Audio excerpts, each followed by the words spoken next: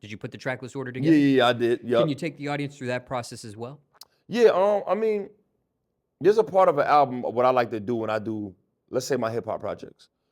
I'm super big on my intro. The few songs that I like to do as early as possible is the second song, which is important, the intro, the statement and the beat selection on the intro, the song that I'm doing for the ladies, I'm very particular about. Um, uh, I always like to have some hook that has melody, even on the hip hop album.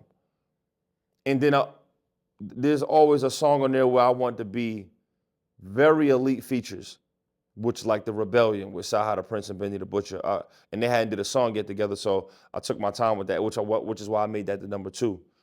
I feel like once you get a few of those type of records, and then I wanted to do something. I always like to do something talking about people in the streets getting locked up or something about jail.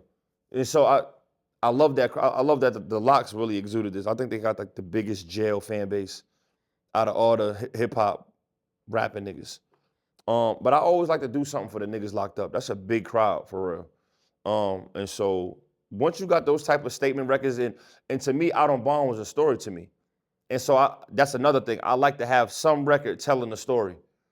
Very, very, very important. Which if you listen to a lot of projects now, no one doing that no more. Ain't nobody telling no stories. On this album and my R&B album I got coming out, I told 2 stories. I don't know no R&B niggas.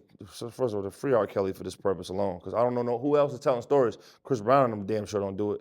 So it's like I don't know who is that elite that's telling stories at a high level right now. So I like to do something like that too. And then once you got some of that, you can kind of base the album around, okay, I'm missing this subject, I'm missing this subject, I'm missing this subject.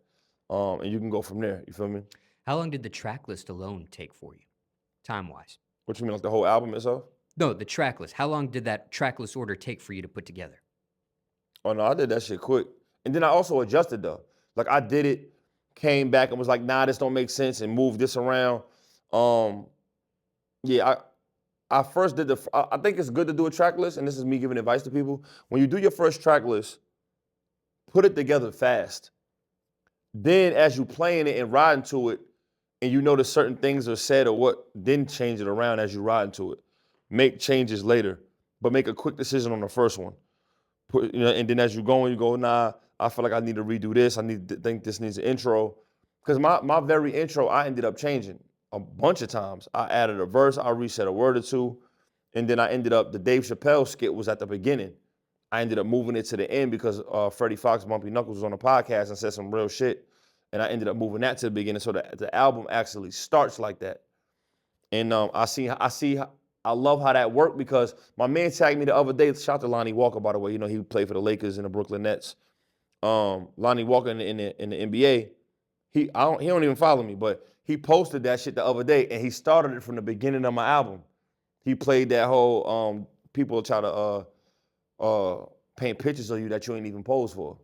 He started his post with that saying. So imagine if I would have left the Dave Chappelle, would that have hit him the same? You know what I'm saying?